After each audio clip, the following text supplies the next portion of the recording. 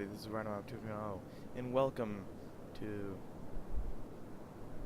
the what was it? I forgot. Skinwalker. That's it. Okay. The following stories really happened. I saw it with my own eyes. By the way, I will not be talking other than these. Well, I guess I will. I don't know. Let's continue. Maybe it didn't happen as I saw it, but more on that later. We were all going out camping. Me and the 3 friends from university. Let me introduce my friends. This is Darren. I wouldn't say that he is our group of friends leader. Or actually I would. He's the one that always gets us all out of the house and into the action. He's the first one to hit that cute girl at the bar. He's the first out. He's the first one to jump from the roof into the swimming pool. According to himself, he was even more impulsive when he was a kid. I can only imagine his childhood and how often he must have broken his leg, scraped his knees, and hit his head, because he has one of those. Still, if it weren't for Darren, we wouldn't have half the amount of fun we have. This girl is Celeste. We have known each other since we were children. We met each other when she moved into the house next door when I was 7. My mom told me to go show her around the neighborhood, and after that, we were inseparable for a few years. She's a nice girl, although her health isn't the best. She has some kind of heart problem, which I forgot the name of. This forced her to be away from school during extended periods of time during her childhood. Because of this, until we started university, I was her only friend. Still, she never complained, and I've always seen her as a positive, happy girl.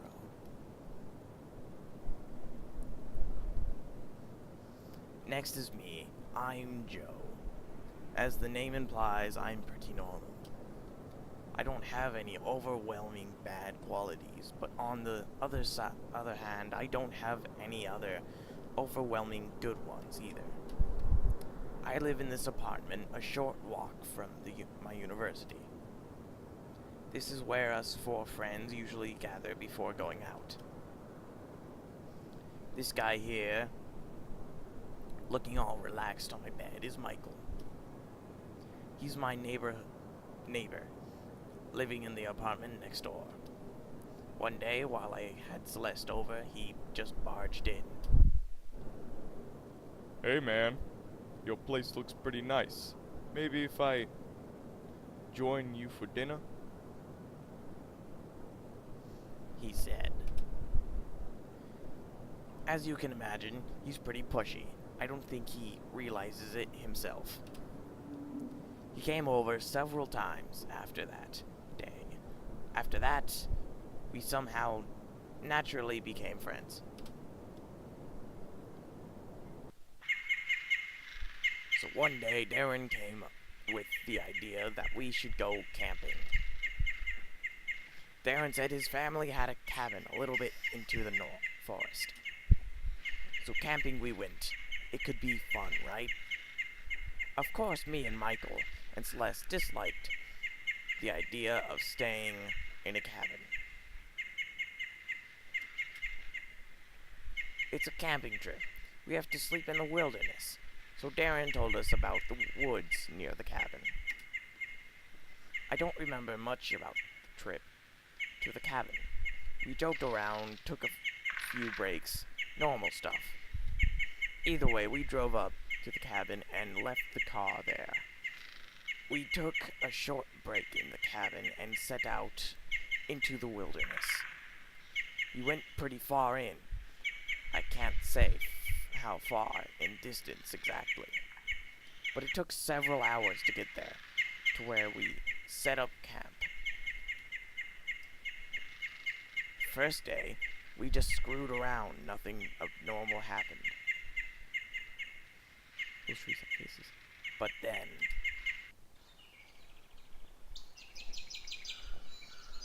Okay, I am playing now. That hurts my throat. did you sleep well last night? That's her. That's what I think she sounds like.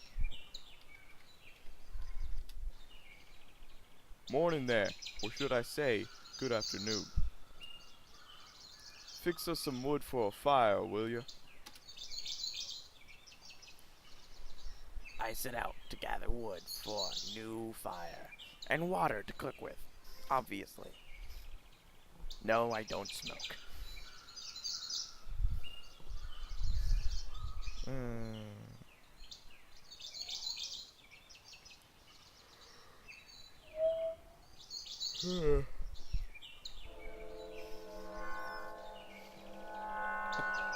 What is that sound? It doesn't sound like something you'd hear in a forest.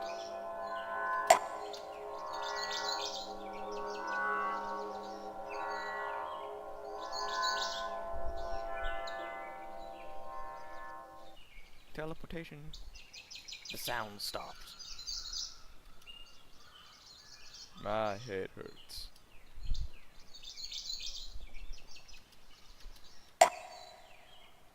Pour the water into the cooking pot.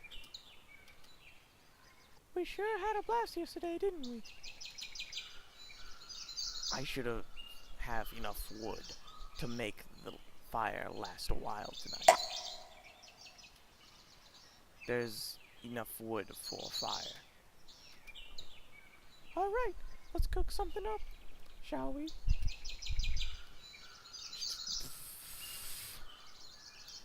Later that evening. I guess there really isn't another narrator. I guess it's all just him.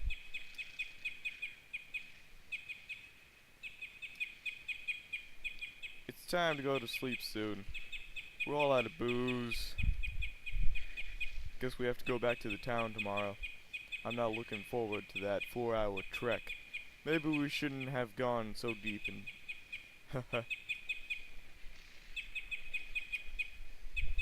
What the hell is up with this fog? Every time I've been here before, there haven't even been any fog. It's really chilly outside for being in the middle of summer. Hey, anyone else hear that sound? Yeah. Now that you mention it, what is that? Sounds like something metally. Metally? Haha. Is that even a word? Are you stupid? Shut up, asshole. It's a word if I say so.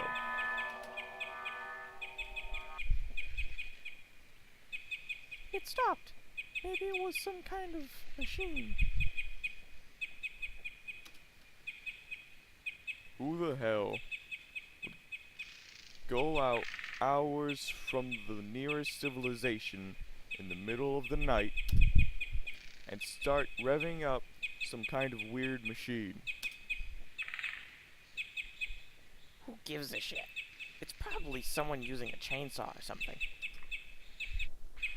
Let's go to sleep. I'm tired.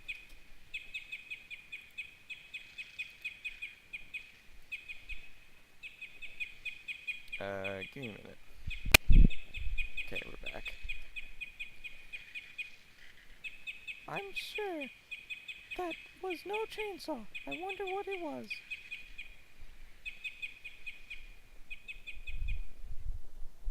Sleepiness soon overtook everyone.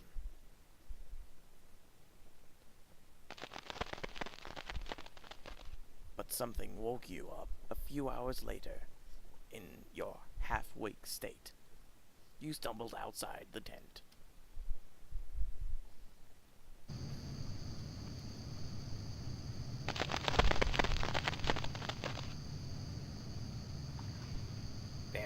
Michael? Celeste? Is that you? The mist is even thicker than before. I can't see much.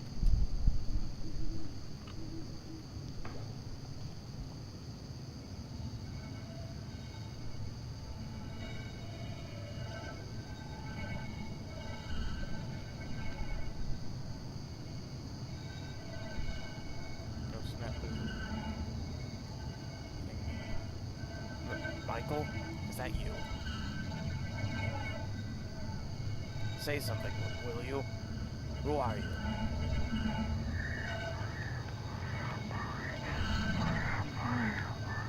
Whoa, stop right there. I have a knife.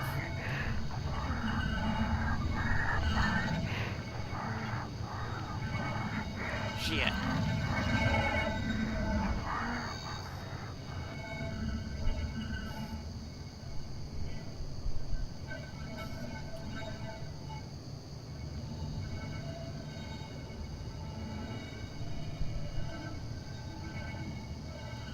I'm going back to the tent. Just want to see what he said.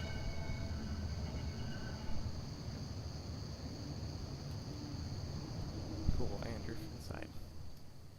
Hey, wake up. There's something outside the tent.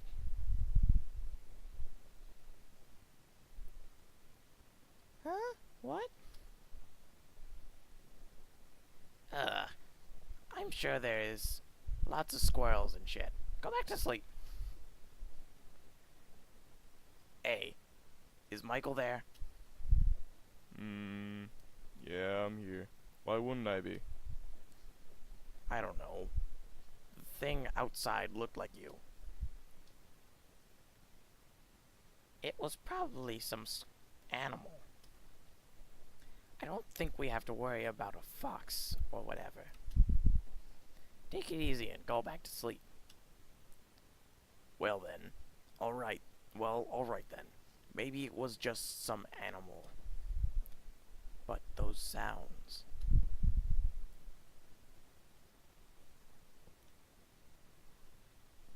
A few minutes later.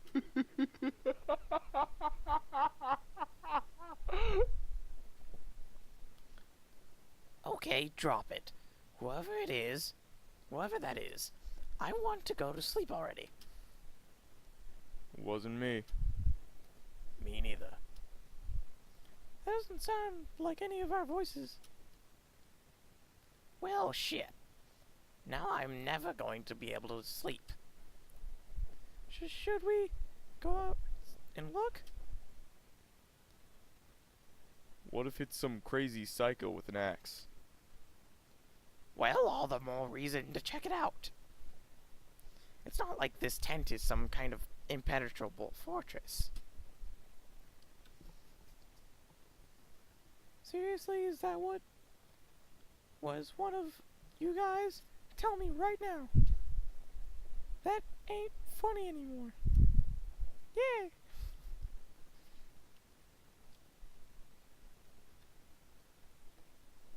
Okay, everyone get out together and check it out. I ain't going alone. Good idea. Here's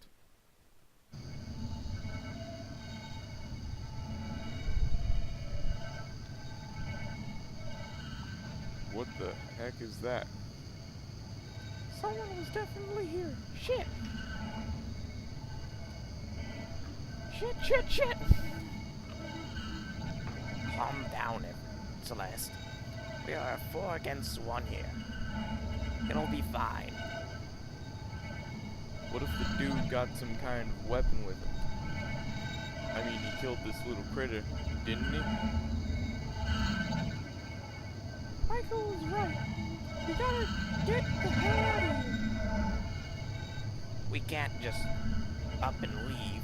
It's the middle of the night. What about our stuff? Screw our stuff. I'm not staying here another minute. Fine, at least leave. We'll leave. But at least bring the flashlight and some food and water. I think you're overreacting, though. We haven't even seen anyone. Still, someone or something let this dead creature here. We can't exactly go back to sleep with no worries. I guess you're right. I'll go get flashlight. Everyone brings some stuff with you. Think we might need. A couple of minutes pass, or minutes later.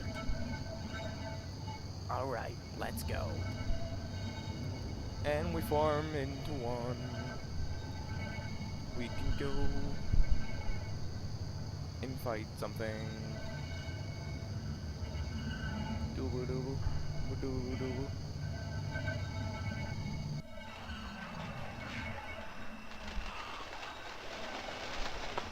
Uh, it's going too fast. So we're all going back to the cabin, right? I guess that's the plan. That went by too fast, and I don't know why it did.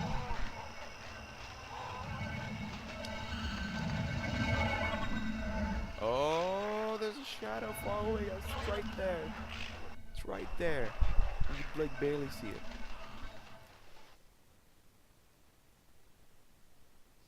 A while later, it became obvious Darren had no idea where we were going.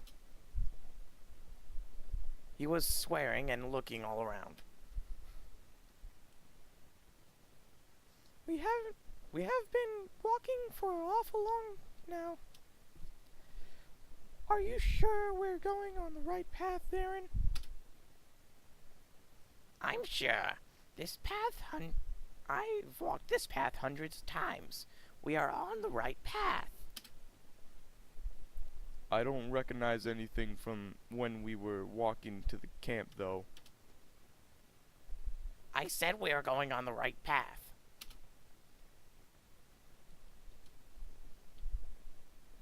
But some time went on. It became obvious that Darren had no idea where we were going. Obviously. Duh. Darren couldn't find the path. Maybe it was the fog. Maybe the darkness. Maybe something else.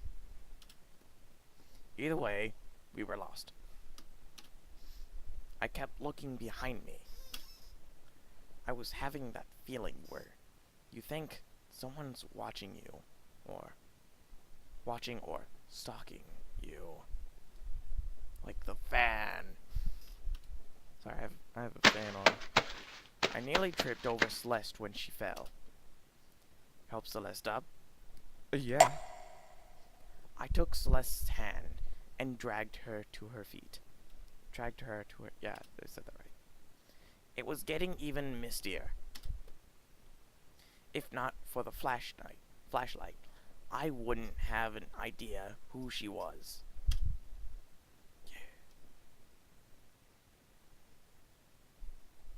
I recognize that tree. We're getting to the cabin. Yeah, we are. Again, I had the feeling that someone was watching me. Something was watching me. My gut was screaming at me that something, somewhere, was wrong. I mean, people are wrong all the time. I realized the sound from earlier was back, softer, but still present. I started looking around, panicking. Did a head count. One more accurately silhouetted count.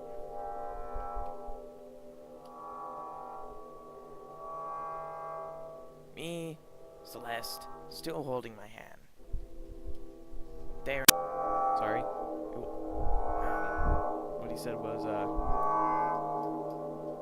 Me, Celeste. Guy besides Michael. I don't know what that one said. Darren in the lead, and Michael to the left. Who the heck was the guy besides Michael? My grip on Celeste's hand tightened and quickened my pace. I thought about shouting out, but was worried. If I did, maybe the thing would turn around and jump Michael or something. I I didn't know what to do. I ran my fingers along a knife I brought from camp. Then the cabin appeared, out of nowhere. The mist was starting to disintegrate around us. It was easier to make out who everyone was now. I looked at the thing next to Michael. She looked just like Celeste. The thing whose hand I was holding leaned in front of me. It wasn't Celeste.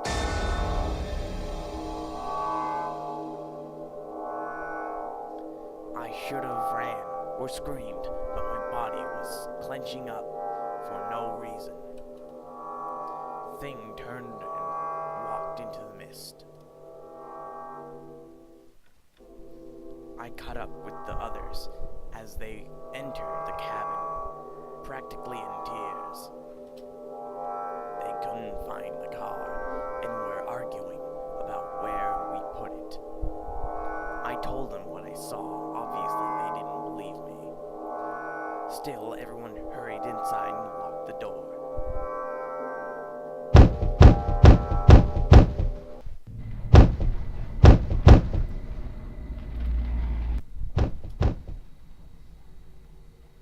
He really wants us or wants something from us.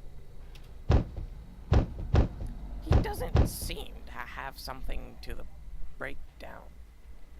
He doesn't seem to have anything to break down the door, though. What the hell does he want with us?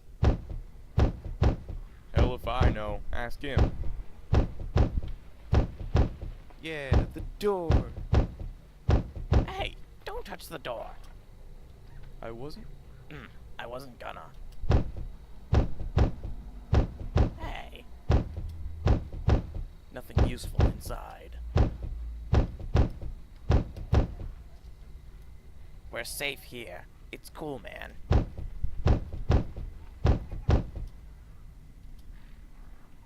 She's breathing quite heavily. It's a sturdy door. It'll be alright, won't it?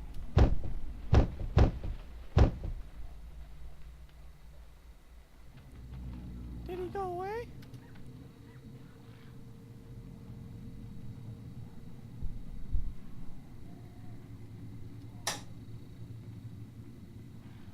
Shit!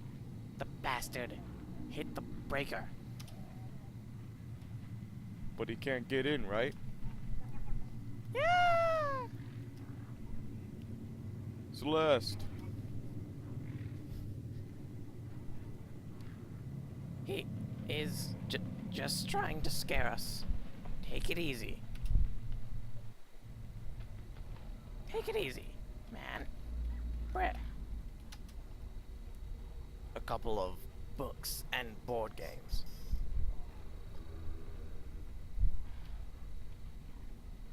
Cool. Nothing there.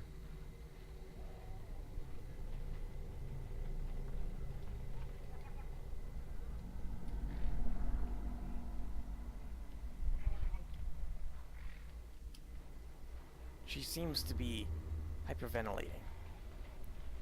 It's alright, Celeste. The door is locked, and it's the only way in. We're safe here. No response.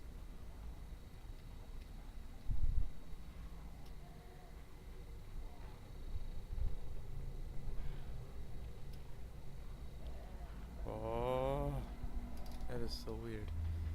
Who is that? Walked away. If that isn't scary. Oh, how did you teleport here? Where? Where? Safe here. It's cool, man. Are you sure about that? I don't think you're so sure. I wonder what happened. Oh wait. Ain't gonna be anyone on the tree or something. A couple of books and board games.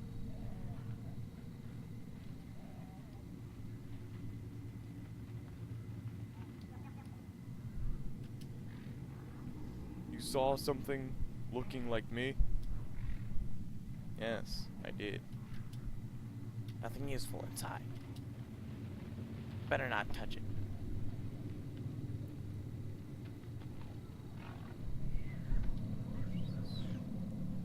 Suddenly, a strong sense of nausea hit me. There was something in the air. I could feel the horror overtaking me again.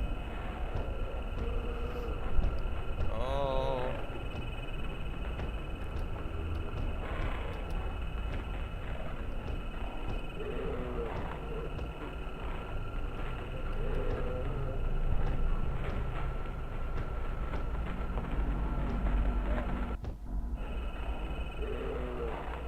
Oh, hey, it's Celeste. Come back. Oh.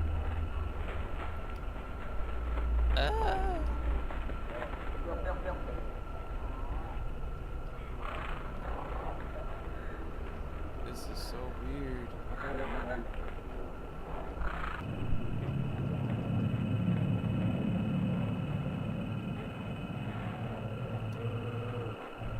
Can't get up.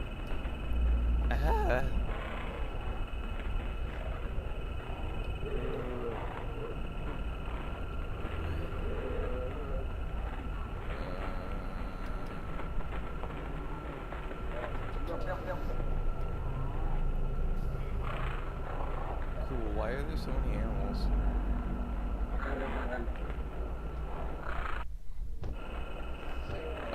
Why are there so many animal noises?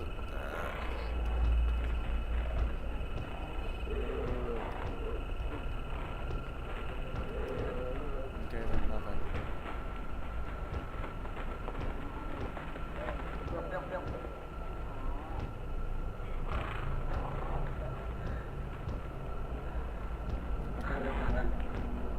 I don't feel so good.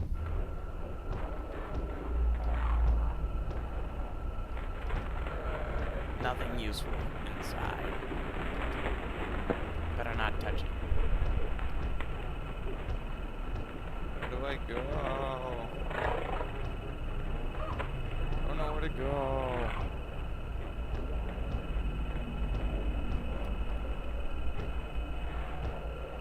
Like a thing over here. Is there a window? Over here?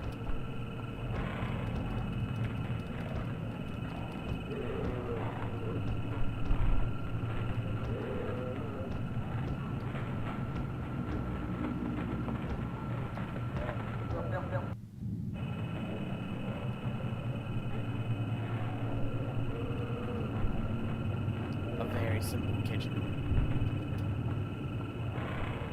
It's not the button I meant to push.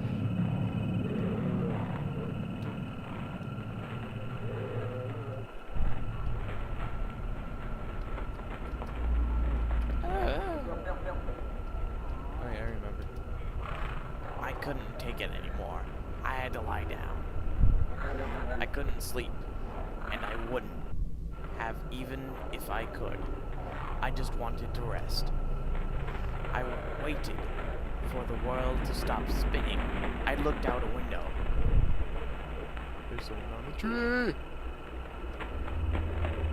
There was someone in the tree.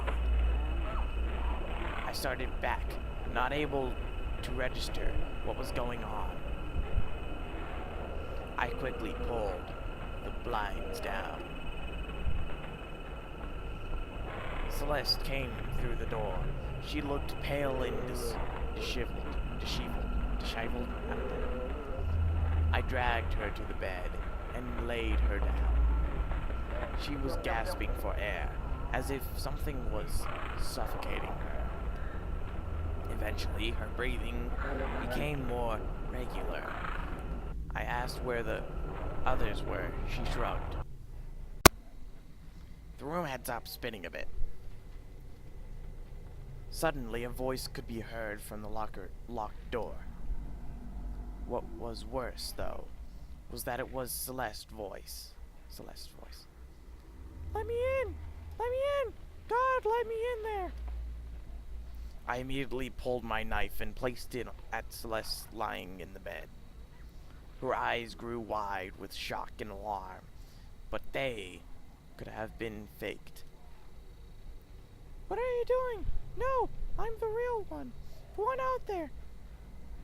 That's the imposter. I was kind of in a trance, unsure what to do, and staring down at her.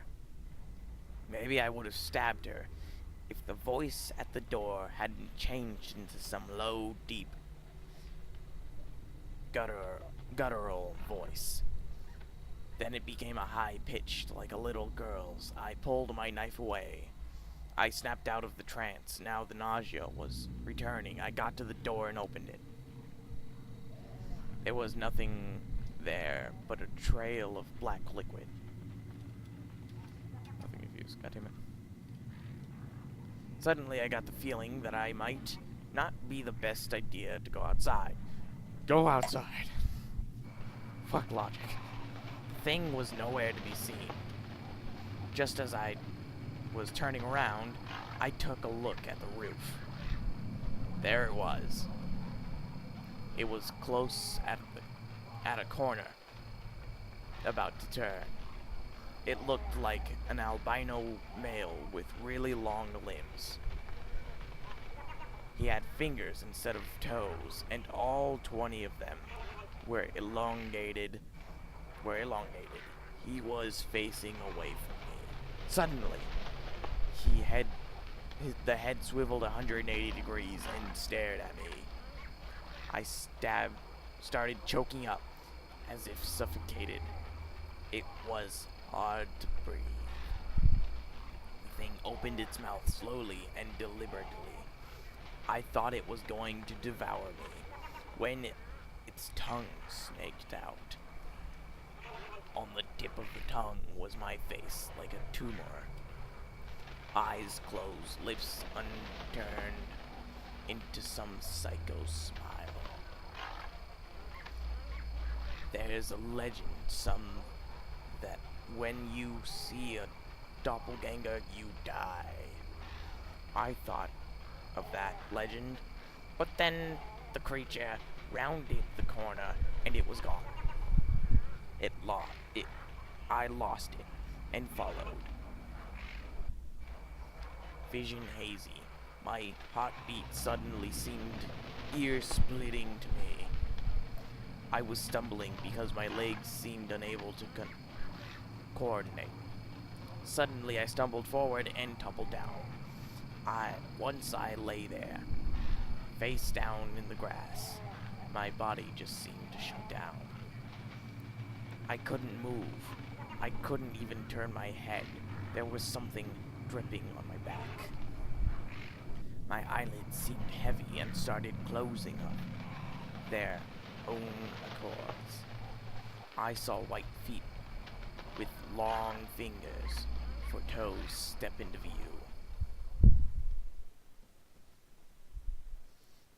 When my eyes opened, Celeste was shaking me.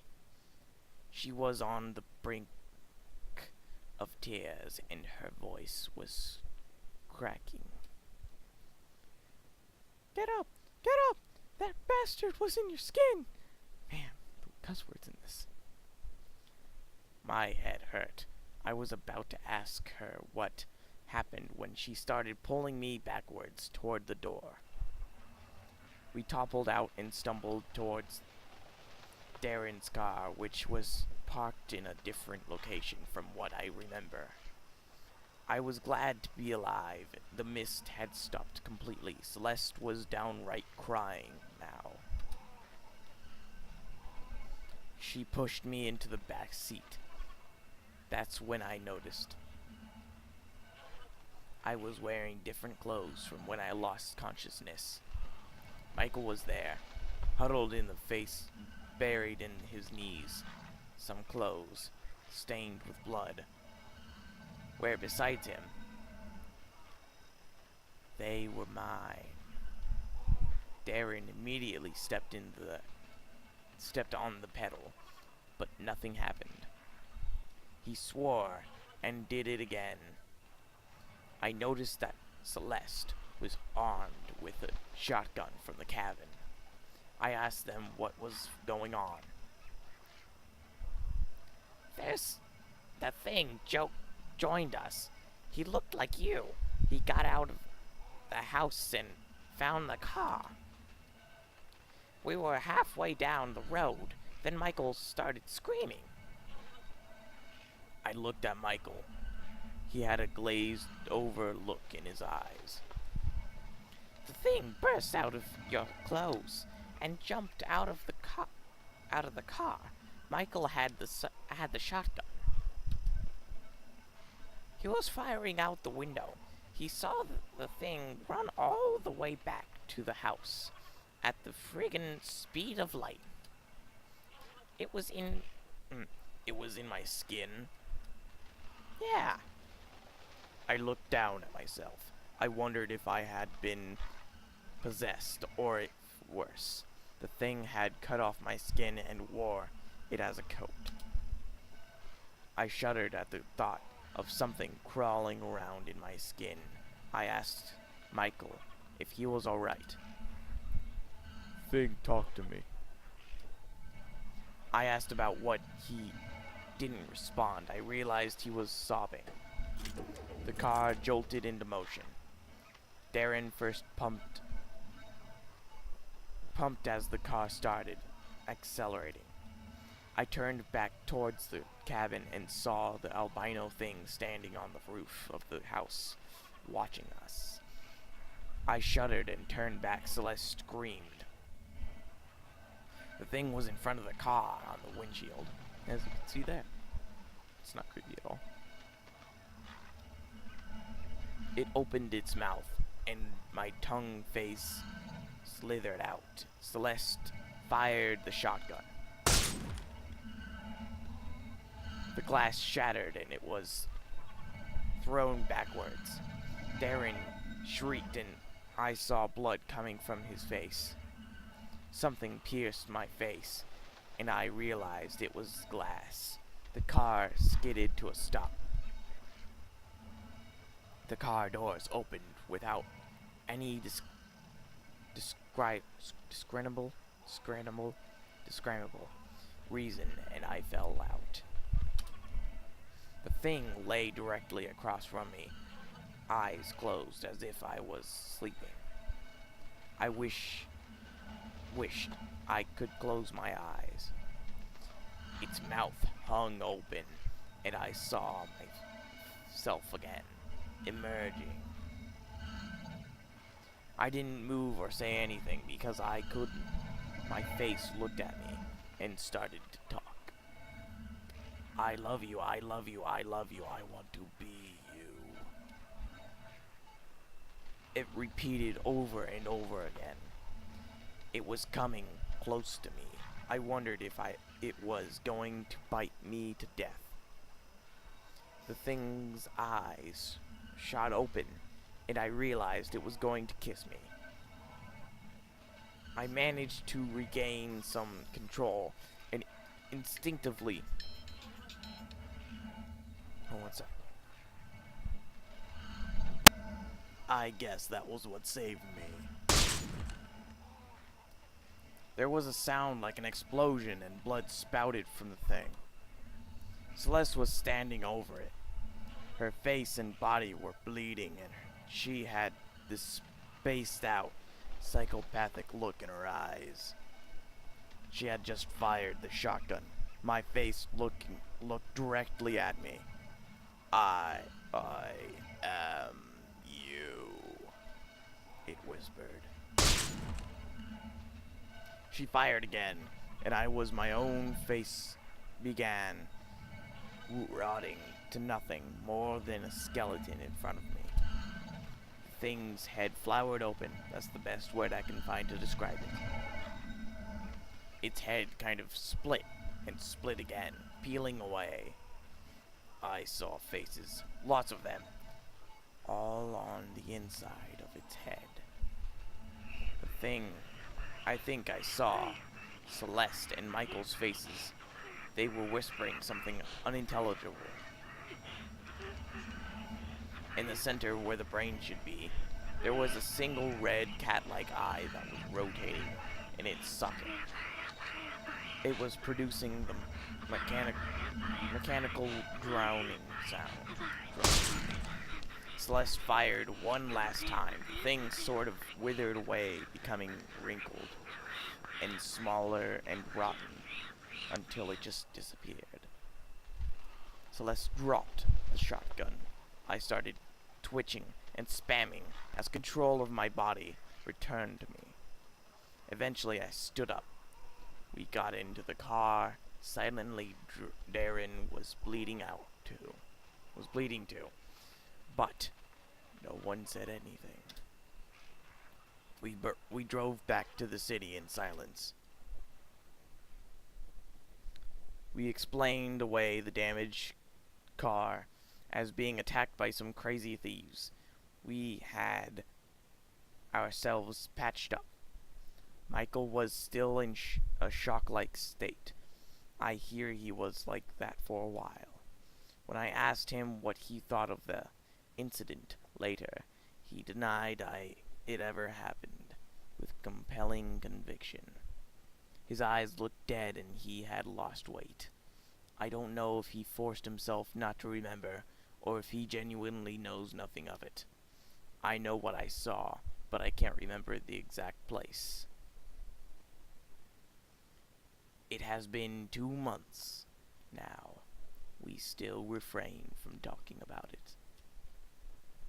If you are expecting some huge twist or something, you'd be disappointed. I still don't know what we met out there. I don't want to know exactly, actually. I still have nightmares about my own face, shouting, I am you. One thing I do know, though, I'm never going camping ever again. End. Okay, that was good. I'll see you on the next video. Like, comment, and subscribe. Bye.